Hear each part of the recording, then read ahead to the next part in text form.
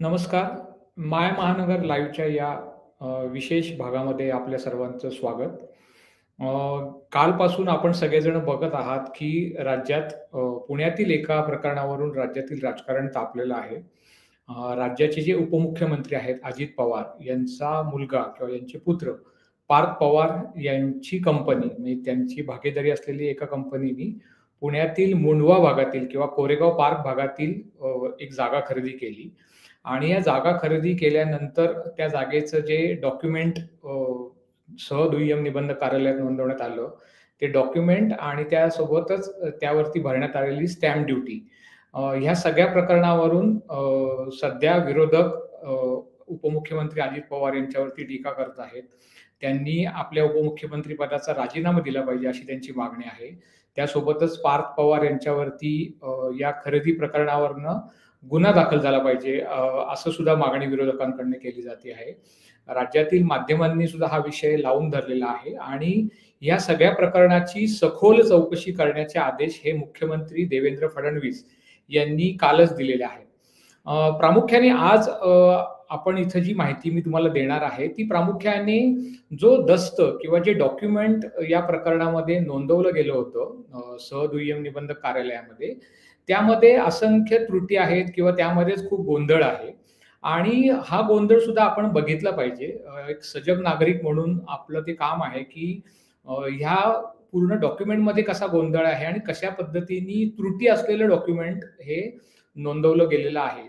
प्रामुख्याने आपल्याला माहिती आहे, की कुठलीही स्थावर मालमत्ता किंवा जी प्रॉपर्टी असती ती प्रॉपर्टी तुम्हाला जर का तुम्ही विकत असाल किंवा तुम्हाला विकण्याची इच्छा असेल, तर त्यासाठी तुम्हाला ती विकण्यासाठी तुम्हाला एक तर स्टॅम्प ड्युटी भरावी लागती राज्य सरकारला आणि त्याचा एक दस्त तयार करून, डॉक्युमेंट तयार करून म्हणजे ते लेखी पाहिजे आणि ते तुम्हाला दुय्यम निबंधक कार्यालयात जाऊन त्याची नोंदणी करावी लागते. त्यासाठीचं रजिस्ट्रेशनचं जे शुल्क असतं, ते तुम्हाला भरावं लागतं आणि हे सगळं केल्यानंतरच तुम्ही अधिकृतपणे त्या जागेचे मालक होता.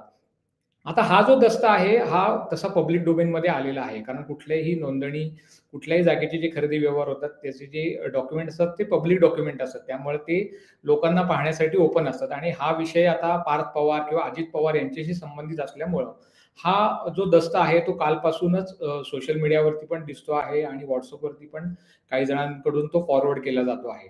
तर आता हा दस्त बघितल्यानंतर ह्यामध्ये ज्या काही प्रामुख्याने त्रुटी आढळतात, त्या आपण बघितल्या पाहिजेत. आता ह्या दस्त्याचं जे टायटल दिलेलं आहे त्यांनी किंवा जे डॉक्युमेंटचं टायटल आहे ते दिले सेल डीड. सेल डीड म्हणजे मराठीमध्ये आपण त्याला खरेदी खत म्हणतो.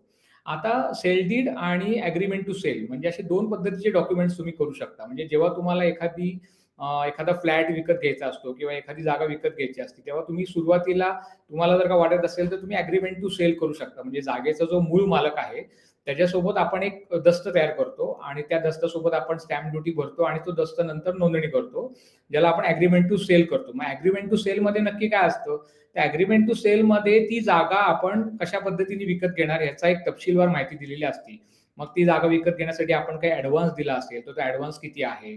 त्यानंतर ती जागासाठी जो मोबदला ठरलाय, ज्याला आपण कन्सिडरेशन म्हणतो, तो मोबदला आपण नक्की किती देणार आहे? त्यानंतरचा हा संपूर्ण व्यवहार जो आहे, हा व्यवहार आपण किती दिवसांमध्ये किंवा किती महिन्यांमध्ये पूर्ण करणार आहोत. त्यानंतर त्या व्यवहार झाल्यानंतर पुढं खरेदी खत आपण करून देणार आहोत. या सगळ्या गोष्टी आपण त्या अग्रीमेंट टू सेलमध्ये दिलेल्या असतात. आता हा जो नेमका दस्ता आहे अमेडिया एंटरप्राइजेस एल-एल-बी या कंपनीसोबत शीतल तेजवानी म्हणजे तिथले कुलमुखत्यार म्हणून शीतल तेजवानी यांनी त्याच्यावरती सही केली आहे आणि अमेडिया एंटरप्राइजेस एल-एल-बी कडून पार्टनर म्हणून दिग्विजय पाटील यांनी त्यामध्ये स्वाक्षरी केलेली आहे. तर आता हा जो दस्ता आहे, ह्याचं वरती जरी टायटल हे सेल डीड दिलेलं असलं ना, तरी त्यातल्या ज्या खालच्या अटी शर्ती आहेत, त्या जर का अटी शर्ती नीट बघितल्या ना, तर हे नक्की सेल डीड आहे की अग्रीमेंट टू सेल आहे, ह्याबद्दलचा उलगडा नीटपणे होत नाही. कारण आपण इथे एक गोष्ट समजून घेतली पाहिजे, की जेव्हा एखादं सेल डीड होतं, तेव्हा तो व्यवहार प्रॅक्टिकली पूर्ण झालेला असतो. तेव्हाच ते सेल डीड होतं. म्हणजे व्यवहार पूर्ण झालेला म्हणजे काय? तर आपण त्याचं जे कन्सिडरेशन असतं किंवा मोबदल्याची अमाउंट असते, ती पूर्ण आपण ती ज्याची मूळ जागा आहे किंवा ज्याचा मूळ फ्लॅट आहे, त्याला आपण ती कन्सिडरेशनची पूर्ण अमाउंट दिलेली असते. हा एक भाग झाला. दुसरी गोष्ट पोझेशन आपण त्याला हँडओव्हर केलेलं असतं आणि ते झाल्यानंतर आपण खरेदी खत करतो. म्हणजे हे खरेदी खत झाल्यानंतर जो कोणी विकत घेतोय ती जागा किंवा ती प्रॉपर्टी, तो त्याचा पूर्णपणे मालक होतो. पण आता ह्या दस्त्याचा जर का स्पेसिफिकली विचार केला ना, तर ह्या दस्त्यामध्ये हा व्यवहार दाखवण्यात आलेला आहे 300 कोटीचा. पण 300 कोटी कसे दिले गेले ह्याचा जो एक तपशील पाहिजे किंवा त्याचं एक शेड्यूल पाहिजे, की हे 300 कोटी आम्ही अशी दिली, की बाबा यातली XYZ अमाउंट ही आम्ही ॲडव्हान्स दिली. उरलेली एवढी अमाउंट होती ती आम्ही ह्या 4 टप्प्यात दिली, 2 टप्प्यात दिली. तर तसं ह्यामध्ये काहीच दिसत नाहीये. यामध्ये असं काही उल्लेख नाही. फक्त मोघम 2 ओळीचा उल्लेख आहे, की ह्याचा मोबदला म्हणून 300 कोटी दिले जातील. मग हा एवढा मोघम उल्लेख करण्याचं कारण काय आहे? याबद्दल शंका निश्चितपणे उपस्थित होती. त्यानंतर यामध्ये असा उल्लेख येतो, की बाबा ह्या जागेचा ताबा दिला जाईल. जर काही खरेदी खत आहे, तर जागेचा ताबा दिला गेला आहे. अशा पद्धतीचा उल्लेख हवा होता. पण तसं काही दिसत नाही. जागेचा ताबा दिला जाईल, अशा पद्धतीने उल्लेख केल्याचं ह्यामध्ये प्रामुख्याने दिसतंय. तर ह्या 2 गोष्टी कुठल्याही खरेदी खतामधला हा सर्वात मोठा भाग आहे. कारण आपण म्हणतो, की जेव्हा कॉन्ट्रॅक्ट आपण कोणाबरोबर करतो किंवा कोणताही करार करतो. करार करताना आपल्याला 2 पक्षकार लागतात किंवा 2 पार्टीज लागतात. त्या 2 पार्टींमध्ये तो करार असतो. मग त्यामध्ये जेव्हा कॉन्ट्रॅक्ट ॲक्ट काय सांगतो, की त्यामध्ये कन्सिडरेशन हा खूप इम्पोर्टंट फॅक्टर आहे, की जर का तुम्ही कन्सिडरेशनचा उल्लेख नीट नसेल किंवा कन्सिडरेशन दिलंच गेलं नाही, तर ते पूर्ण तो करार आहे ना, तो रद्द पण होऊ शकतो. त्यामुळे ह्या प्रकरणामध्ये 300 कोटी रुपये देऊ असं म्हणलेलं आहे. पण ते कसे दिले गेले आहेत? कारण हे खरेदी खत म्हणताय तुम्ही. तर मग ते 300 कोटी रुपये तुम्ही कशा पद्धतीने दिले ह्याचा कुठलाही उल्लेख या दस्तामध्ये तरी दिसत नाहीये. त्यामुळं या पूर्ण दस्तावरती एक प्रश्नचिन्ह आणि मोठं प्रश्नचिन्ह उपस्थित होतं, की मग हे दस्त कसा काही म्हणजे हा खरेदी ह्याला कसं काय म्हणायचं किंवा ह्याला सेल डीड कसं काय म्हणायचं? हा एक त्यातला सर्वात मोठा भाग आहे. दुसरा जो यातला पॉइंट आहे महत्वाचा, की हा संपूर्ण दस्त 716 पानांचा आहे. आपल्याला असं अपेक्षित असतं, की बाबा दस्त मोठा आहे कारण 300 कोटीचा व्यवहार आहे. त्यामुळे हा दस्त मोठा असेल असं आपल्याला वाटू शकतं. पण जर का प्रत्यक्ष हा दस्त बघितला ना, तर त्या 716 पानांमध्ये फक्त एका पानावरती त्याच्या अटी शर्ती ज्या काय आहेत ना, की बाबा की जो कोणी खरेदी करतोय, तो खरेदी करणारा त्याच्या बदल्यात एवढे पैसे देईल किंवा ज्याची जागा आहे, त्या जागेचे सगळे त्यातले तो हक्क सोडून देईल. सर्व प्रकारचे हक्क सोडून देईल. त्यांच्या वारसांचे सगळे हक्क सोडून देईल. त्याचं पीसफुल पोझिशन तो जो जागा विकत घेतोय, त्याला तो देईल. अशा सगळ्या गोष्टी अटी शर्ती आहेत. तर ह्या सगळ्या अटी शर्ती मिळून फक्त एकाच पानाचं त्या म्हणजे 716 पानांपैकी फक्त एकाच पानामध्ये तो सगळा उल्लेख आलेला आहे. बाकी त्यामध्ये इतर जी काही पानं आहेत ना, ती सगळी एक तर त्यामध्ये सर्वात मोठा भाग हे ज्या शीतल तेजवानी यामधल्या ज्या कुलमुखत्यार आहेत या सगळ्या प्रकरणामध्ये आणि त्यांनी हे सगळं डॉक्युमेंट करून दिलेलं आहे. तर त्यांनी जे मूळ ज्यांचं महारवतनाची ज्यांची जागा होती त्यांच्याकडनं त्यांनी 2006च्या आसपास काही कुलमुखत्यार करून घेतले होते. वेगवेगळे कुलमुखत्यार होते. ते सगळे कुलमुखत्यार त्यांनी एक प्रकारे त्याला जोडलेले आहेत. त्यामुळं जर का टेक्निकली बघायला गेलं ना, तर मूळ जो दस्त आहे ना, तो 1 ते 1.5 पानाचा फक्त दस्त आहे, की ज्यामध्ये खरंच म्हणजे ही जागा विकत घेण्याच्या ज्या अटी शर्ती असतील, त्या अटी शर्ती फक्त 1-1.5 पानात आहेत, उरकण्यात आल्यात. म्हणजे एक प्रकारे उरकण्यात आलेल्या आपण असं म्हणू शकतो. कारण खूप कमी पानांमध्ये त्याचा उल्लेख आहे. आता पानं जास्त असली म्हणजे नेमकेपणा असतो, असं मुळीच नाही. पण 716 पानांच्या दस्तामध्ये आणि एवढा मोठा व्यवहार तुम्ही करताय, 300 कोटीचा व्यवहार होतोय. तर 300 कोटीच्या व्यवहारामध्ये तुम्ही एकदम मोघम उल्लेख करता किंवा ते उल्लेख तुम्ही अनेक गोष्टी उल्लेख पण नाहीये त्याच्यामध्ये. अनेक गोष्टींचा उल्लेखच आलेला नाहीये. त्यामुळं दुसरा प्रश्न असा उपस्थित होतो, की मग 1 ते 1.5 पानामध्ये त्यांनी कसं काही सगळं उरकलेलं आहे. त्यामुळं हा एक आपल्याला सर्वात मोठा भाग आहे, की जो ज्यामुळे या संपूर्ण दस्तावरती किंवा या डॉक्युमेंटवरती किंवा या खरेदी खतावरती अजून एक मोठं प्रश्नचिन्ह उपस्थित होतं, की असा कसा काय हा दस्ता आहे? हा एक आपण भाग समजून घेतला पाहिजे. आता कुठलंही जेव्हा डॉक्युमेंट आपण नोंदवणं म्हणजे आपल्याला एखादी जागा विकायची असेल, तेव्हा आपण ते दस्त करतो किंवा ते दुय्यम निबंधक कार्यालयात जाऊन ते रजिस्टर करतो, नोंदवतो. तर त्या प्रकरणामध्ये आपण त्या जागेचे मालक आहेत, हे आपल्याला दाखवण्यासाठी त्यासोबत आपण सातबारा जोडतो किंवा प्रॉपर्टी कार्ड जोडतो. जे काही आपल्याकडे डॉक्युमेंट उपलब्ध आहे ते जोडतो. आता इथं ह्या डॉक्युमेंटमध्ये जो सातबारा लावण्यात आलेला आहे, की एक तर तो सातबाऱ्यामध्ये स्पष्ट उल्लेख आहे, की हा सातबारा बंद झालेला आहे. आता सातबारा बंद झालाय म्हणजे काय? तर मी त्याची माहिती घेतली तर सातबारा बंद झाला याचा उल्लेख असा आहे, की जेव्हा एखाद्या ठिकाणी प्रॉपर्टी कार्ड सुरू होतं किंवा सातबारा बंद होतो आणि प्रॉपर्टी कार्ड सुरू होतं. तेव्हा तो सातबारा तिथे बंद होतो आणि तिथनं पुढे प्रॉपर्टी कार्डाचा उल्लेख करावा लागतो. म्हणजे तुम्हाला ते प्रॉपर्टी कार्ड तिथे जोडावं लागतं. आता ही जागा पुणे शहरातली आहे, त्यामुळे इथे प्रॉपर्टी कार्ड असणार आहे. पण ते प्रॉपर्टी कार्ड ह्या दस्तासोबत जोडलेलंच नाहीये. ह्या दस्तासोबत काय जोडलंय तर फक्त सातबारा जोडलाय आणि त्या सातबारावरती काय लिहिलंय तर हा सातबारा बंद झालेला आहे. तरी सुद्धा तो सातबारा त्या दस्तामध्ये जोडलेला आहे आणि प्रॉपर्टी कार्ड लावलेलं नाही. त्यामुळे ही एक प्रकारची त्रुटी आहे, की जर का दस्तामध्ये ज्या आधारावरती तुम्ही मालकी हक्क प्रस्थापित करताय किंवा ज्या आधारावरती तुम्ही ती जागा नक्की कुणाची आहे, कोण मालक आहे, हे तुम्हाला निदान त्यातनं आयडेंटिफाय होऊ शकेल. असं एखादं डॉक्युमेंट तुम्ही जर का तिथे जोडताय आणि त्यामध्ये तुम्ही ते डॉक्युमेंटच असं म्हणते, की बाबा हा सातबारा बंद झाला आहे. म्हणजे ह्या सातबारावरचे जे उल्लेख आहेत त्याच्यापुढे काही घडामोडी घडल्या असतील, तर त्याचा उल्लेख या सातबारामध्ये नाहीये. तर त्या कुठे असतील तर त्या प्रॉपर्टी कार्डमध्ये असतील. पण त्या प्रॉपर्टी कार्डचं म्हणजे प्रॉपर्टी कार्ड जोडायला पाहिजे, तर त्या दस्तामध्ये ते प्रॉपर्टी कार्ड जोडलेलंच नाहीये. त्यामुळे हा एक अजून एक त्रुटी यातली प्रामुख्याने आपल्याला दिसते. कालपासून माध्यमांमध्ये या संदर्भातली ज्या बातम्या येतात, काही निवडक माध्यमांमध्ये असाही उल्लेख येतो, की ही जमीन महारवतनाची आहे.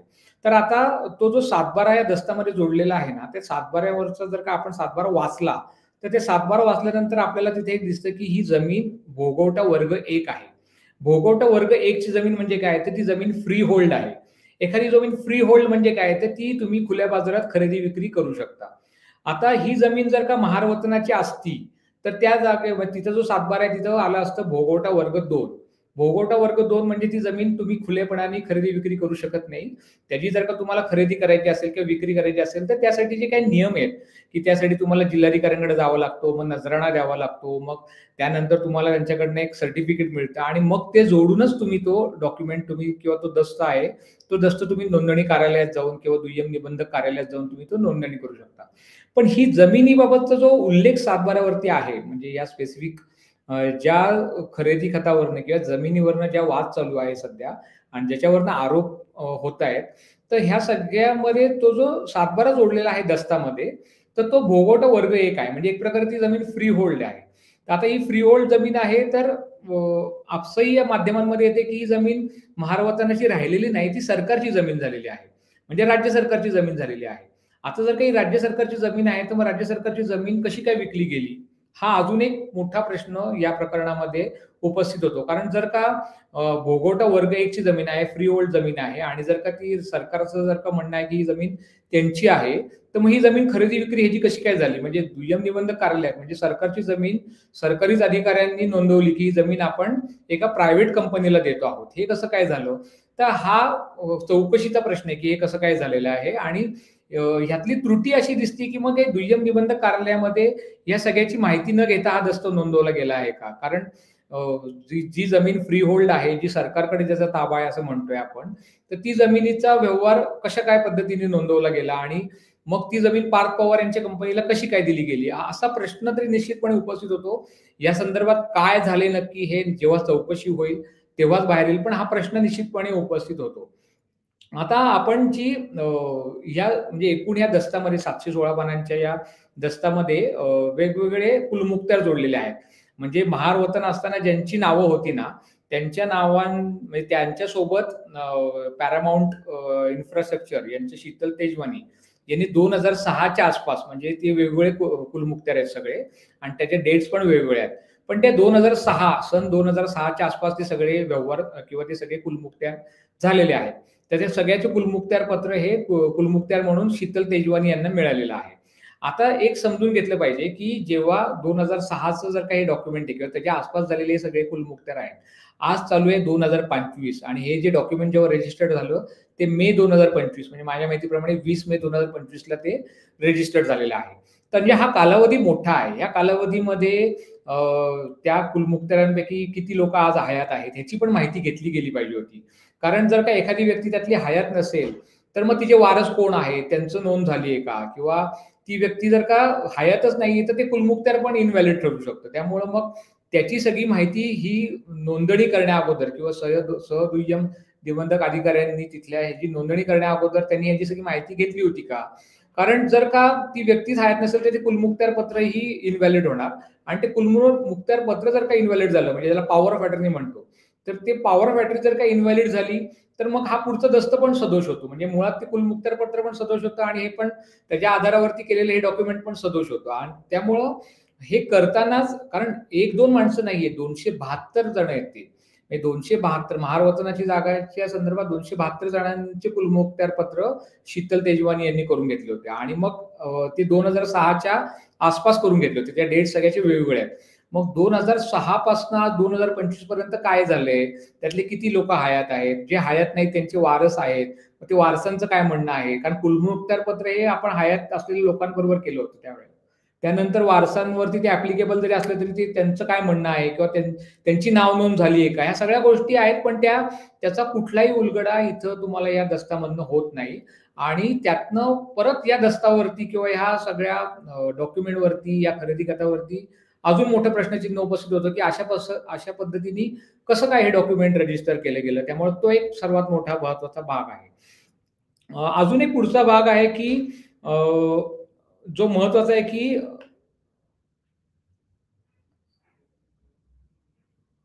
हां, अजून एक महत्त्वाचा भाग आहे, की 272 लोकांच्याकडं ती म्हणजे 272 लोकांची जी नावं त्या दस्तामध्ये दिलेली आहेत, की बाबा अ, हे लोकं विकतायत ती जागा आणि खरेदी कोण करते, तर ती अमेडिया एंटरप्राइजेस एल-एल-पी हे खरेदी करते. आता ह्या 272 लोकांच्याकडं हा मालकी आहे या जागेची. ह्याचं काहीतरी डॉक्युमेंट त्या दस्तामध्ये किंवा त्या डॉक्युमेंटमध्ये किंवा त्या खरेदी खतामध्ये जोडलं पाहिजे. जर का तसं काही डॉक्युमेंट नसेल, तर हे कशावर म्हणजे नुसती नावं एखाद्या डॉक्युमेंटमध्ये लिहून दिली, की बाबा ही मालक आहेत. म्हणून कुणी त्या जमिनीचा मालक होत नाही. त्यासाठी तुम्हाला काही डॉक्युमेंट तिथे जोडावे लागतात. मग त्यामध्ये एक असतं, की बाबा सातबारा जोडावा लागतो. मग ते सातबारामध्ये त्या व्यक्तीचं नाव पाहिजे.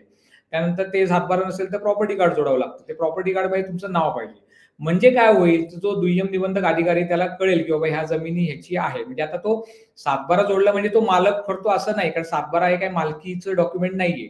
म्हणजे तुम्ही ती सरकारी कर भरता यासाठीचं ते डॉक्युमेंट आहे. पण निदान त्या माध्यमातून तुम्ही बघू तरी शकता, की बाबा हा मालक असू शकतो, असं तरी तुम्ही निदान म्हणू शकता. पण आता हे जे मूळ जो दस्त झालेला आहे, जो 2025 मध्ये रजिस्टर्ड झाला किंवा नोंदवला गेला, त्यामध्ये असं दिसतंय, की त्यामध्ये एकच फक्त सातबारा लावलेला आहे आणि त्या सातबाऱ्यामध्ये 272 लोकांची नावच नाहीयेत.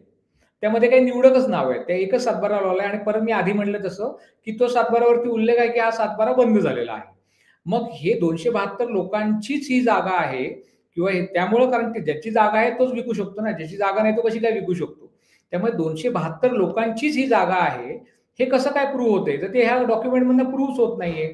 मग आपण सहज म्हणून जर का हे डॉक्युमेंटचं हे बघायला गेलो, की बाबा ह्या डॉक्युमेंटमध्ये जी काही कुलमुखत्यार पत्र लावलेली आहेत, ती मुखत्यार पत्रासोबत तरी ते काही सातबारे लावले होते का त्या जागेसंदर्भातले?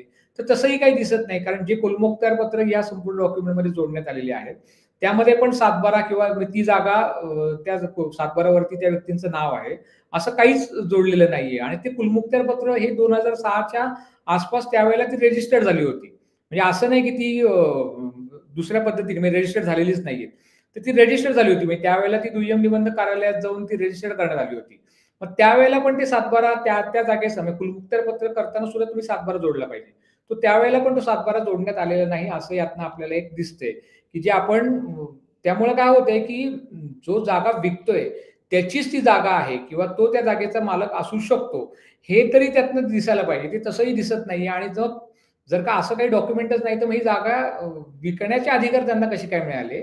हा झाला एक भाग आणि दुसरा मुद्दा असा, की ज्यांच्याकडे विकण्याचे अधिकार आहेत, त्यांच्याच एकूण त्या विकण्याच्या अधिकाराबद्दलच जेव्हा प्रश्न आहे ना, तेव्हा खरेदी करण्याबद्दलही प्रश्न असतो, की बाबा हा कसा काय खरेदी करतोय? त्यामुळे तो पण ह्यामधला एक भाग आहे. त्यामुळं अजून एक प्रश्न यातनं निर्माण असा होतो, की बाबा हे नक्की कशा पद्धतीने म्हणजे अशा पद्धतीने डॉक्युमेंट कसं काय झालं, की ज्यामध्ये सातबाराच लावलेला नाहीये. सातबारा नाही लावलेला, त्यानंतर ते जे कुलमुखत्यार पत्र जोडलेले आहेत या डॉक्युमेंटमध्ये, ते कुलमुखत्यार पत्रांमध्ये पण सातबारे जोडलेले नाहीयेत. त्यामुळे हा एक मोठा भाग आहे, की जो ह्याच्या सगळ्या गोष्टींवरती म्हणजे प्रश्नचिन्ह उपस्थित होतो. अजून एक महत्त्वाचा भाग असतो, की आपण असं म्हणू शकतो, की जो जागा विकत घेतोय ना, त्याची जबाबदारी असते, की ती जागेसंदर्भातली सगळी माहिती घेणं अगोदर. कारण तुम्ही खरेदी करताय, जो खरेदी करतोय त्यांनी अलर्ट असलं पाहिजे. त्यांनी मुळात सावध असलं पाहिजे, की ही जागा आपण जी विकत घेतोय, ही जागा नक्की कुणाची आहे? कोण ह्याचं कुणाकडे याची मालकी हक्क आहे? जर काही महारवतनाची होती, नंतर ती सरकारकडे गेली, तर मग सरकारची जागा आपण विकत घेतोय का? हे सगळे प्रश्न हे त्याला पडले पाहिजे, जो जागा विकत घेतोय. त्यामुळं तिथं या प्रकरणामध्ये आपण हे समजून घेतलं पाहिजे, की जी अमेडिया एंटरप्राइजेस एल-एल-पी आणि त्याचे जो 2 संचालक आहेत, पार्थ पवार आणि दिग्विजय पाटील, ह्या दोघांनी याबाबत काय माहिती घेतली होती, हे समजून घ्यायला पाहिजे. कारण ते दोघांनी ही माहिती नीट घेतली होती का? मुळात ही जागा आपण जी घेतोय, ती जागा महारवतनाची राहिलेली नाहीये, ती जागा सरकारच्या ताब्यात आहे. मग सरकारची जागा आपण घेऊ शकतो का? त्याच्यावरती आपण इतका कमी स्टॅम्प ड्युटी भरू शकतो का? स्टॅम्प ड्युटीसाठी त्यांनी जे कारण दिले, की तिथे आयटी पार्क ते डेव्हलप करणार होते आणि आयटी 2024चा जी-आर आहे, की बाबा अशा पद्धतीने जर का कोणी आयटी पार्क करणार असेल, तर त्यांना उद्योग मंत्रालयाकडनं ती सूट दिली जाऊ शकते. पण आता ही जी जागा मुळात विकत घेतली जाते, ती जर का सरकारची असेल, तर मग सरकारची जागा यांनी कशी काय विकत घेतली? असा प्रश्न उपस्थित होतो. त्यामुळं ह्याबद्दलही ह्या सगळ्या ह्याच्यामध्ये गोंधळ आहे. हे आपण समजून घेतलं पाहिजे. दुसरी अजून एक महत्त्वाची गोष्ट यातली जी अशी आहे, की जेव्हा आपण एखादा दस्त नोंदवायला जातो दुय्यम निबंधक कार्यालयात, तिथले जे अधिकारी असतात त्यांचं प्रामुख्याने काम एवढंच असतं, की त्यांनी त्या दस्तासोबत स्टॅम्प ड्युटी व्यवस्थित भरली आहे का नाही?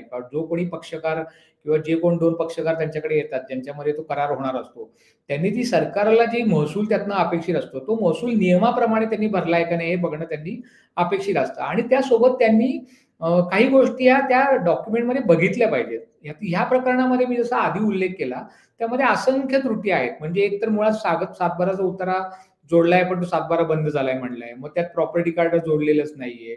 त्यामध्ये जो काही तपशील दिलेला आहे कन्सिडरेशनचा, त्याचा तपशीलच नाही. नुसतं 300 कोटी रुपये दिले जातील एवढाच मोघम उल्लेख आहे. त्यानंतर त्यात जे कुलमुखत्यार जोडलेले आहेत, त्या कुलमुखत्यारांमध्ये पण सातबारे जोडलेलेच नाहीयेत. त्यामुळं ह्या सगळ्या गोष्टी आणि मुळात कुलमुखत्यार कशासाठी दिलं होतं?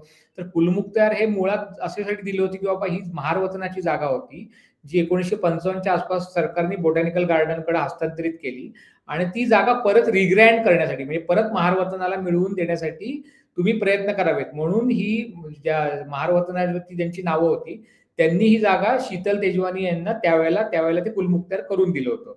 पण त्यामध्ये कुलमुखत्यारमध्ये उल्लेख आहे, की गरज पडली तर ही जागा तुम्ही विकू पण शकता. म्हणजे त्या जागेचा तसा उल्लेख त्या कुलमुखत्यारमध्ये निश्चितपणे आहे. पण तरी सुद्धा हे समजून घेतलं पाहिजे, की बाबा हे अशा पद्धतीने जे डॉक्युमेंट तुमच्यापुढे आलेलं आहे, त्याच्याबाबत स्टॅम्प ड्युटीबाबत तुम्ही सूट दिलेली आहे, ती ठीक आहे. त्यासाठी जे काही पुरावे आहेत, ते त्यांनी जोडलेले आहेत त्या दस्तामध्ये. पण इतर ज्या गोष्टी आहेत, की ज्याबद्दल निश्चितपणे शंका उपस्थित व्हायला पाहिजे होती, सहदुय्यम निबंधक अधिकाऱ्याला तिथल्या, ज्यांनी तो रजिस्टर करतोय. तर त्यांनी अशा वेळेला त्यांनी त्यांच्या वरिष्ठांकडे ह्या सगळ्या गोष्टी पाठवायला पाहिजेत. वरिष्ठांनी त्याच्यावरती त्यांचा शेरा घ्यायला पाहिजे किंवा त्यांचं मत मागवायला पाहिजे, की असा-असा दस्त आहे, यामध्ये अशा-अशा त्रुटी आहेत. तर हा दस्त नोंदवायचा का? हा दस्त नोंदवणं योग्य होईल का? आणि जर का त्यांच्या शेऱ्याने झालं असतं तर ठीक आहे. पण ह्या प्रकरणामध्ये असा काही त्यांनी म्हणजे वरिष्ठांकडं सहदुय्यम निबंधक अधिकारी जे होते, ज्यांचं आता निलंबन झालेलं आहे किंवा सस्पेंड केलेलं आहे त्यांना. तर त्यांनी असं काही ते वरिष्ठांकडे त्यांच्या पाठवलं होतं का? त्यांच्याकडनं काही मत मागवलं होतं का?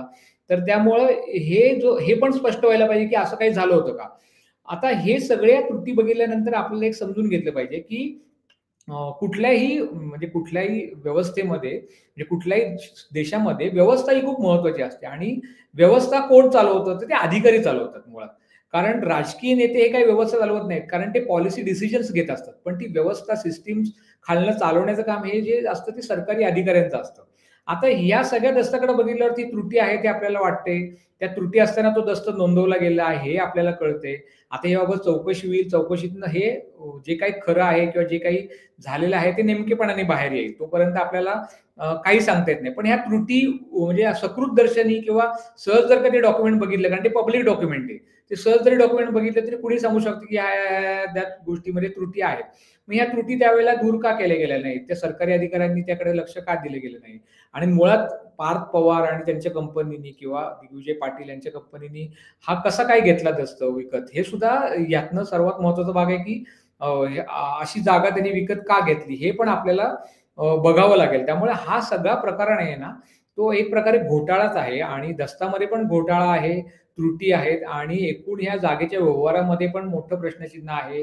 यामध्ये घोटाळा झालेला आहे आणि मग पार्थ पवार यांच्याशी संबंधित हे डॉक्युमेंट आहे म्हणून ते तिथे रजिस्टर केलं गेलं होतं का? या सगळ्या गोष्टी आहेत, की ह्याबद्दल पत्रकार म्हणून प्रश्न विचारले जाणार आणि त्याची उत्तरं राजकीय पक्षांना किंवा सत्ताधाऱ्यांना किंवा अजित पवार यांना किंवा पार्थ पवार यांना द्यावी लागणार आहेत. कारण जे आपण म्हणतो, की ऑल आर इक्वल्स. आपण डेमोक्रेसीमध्ये असतो आणि आपण ऑल आर इक्वल्स आहे.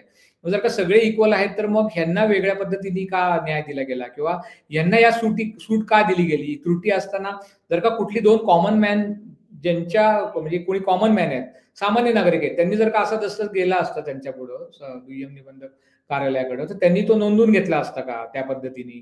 का हा पार्थ पवारांचा आहे म्हणून हा नोंदवून घेतला गेला? त्यामुळे हे सगळे प्रश्न आहेत आणि अ, ह्या सगळ्यावरती सखोल चौकशी झाली पाहिजे, निष्पक्षपातीपणे चौकशी झाली पाहिजे आणि त्यातनं जे काही काय घडलंय हे त्यातनं समोर यायला पाहिजे आणि जसं विरोधक म्हणतात, की जे कोणी दोषी आहेत त्यांच्यावरती कारवाई व्हायला पाहिजे. ती निश्चितपणे या प्रकरणामध्ये दोषींवरती पण कारवाई व्हायला पाहिजे असं वाटतं. अ, आपण या व्हिडिओच्या माध्यमातून हे सगळं समजून घेतलं, की या दस्तामध्ये नक्की काय त्रुटी आहेत, घोटाळा काय आहे. या संदर्भातील अधिक माहिती आम्ही विविध व्हिडिओच्या माध्यमातून आपल्यापर्यंत पोहोचवत राहू. आपण हा व्हिडिओ बघितल्याबद्दल धन्यवाद. मायमांगर लाईव्ह हे YouTube चॅनल सबस्क्राईब करा आणि लाईक बटन नक्की प्रेस करा. धन्यवाद.